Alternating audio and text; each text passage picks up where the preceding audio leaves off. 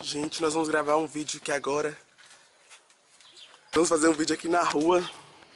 Para, Rona. E nós vamos fazer o desafio da camisinha. Assiste aí. Gente, os participantes do vídeo são esses: Gabriel, o Elber e Yuri. Agora vamos fazer o desafio.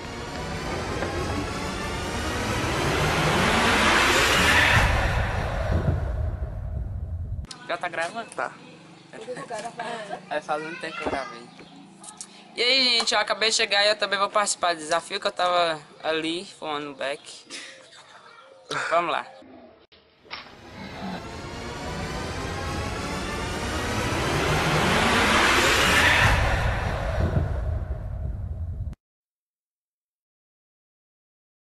Espectadores ali, ó, gente. Pode. Vira direitinho na cabeça dele.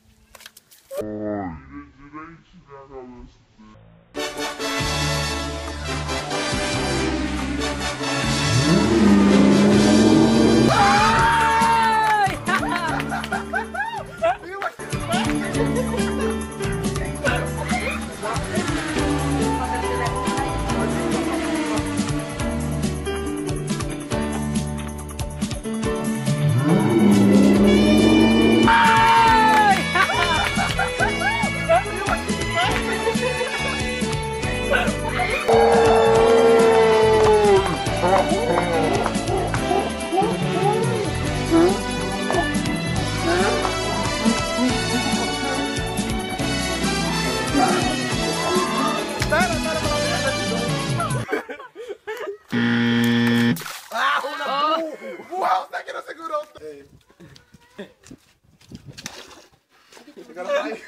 Agora vai focar o treinado. Eu sou o meio sonho, né, Gabriel?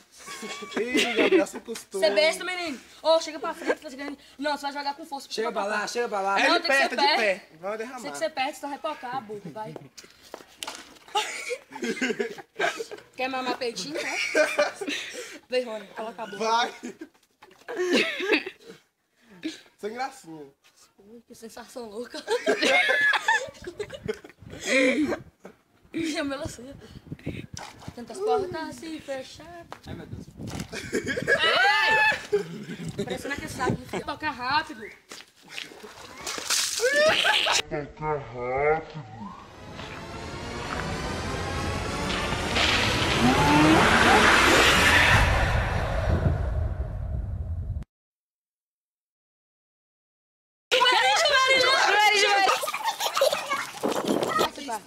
Filma. Segura ou não? Então não sai, não. Vai, vai. Tá filmando, Pera, não. vem pra cá, Vai. Elber. Olha a bolsa!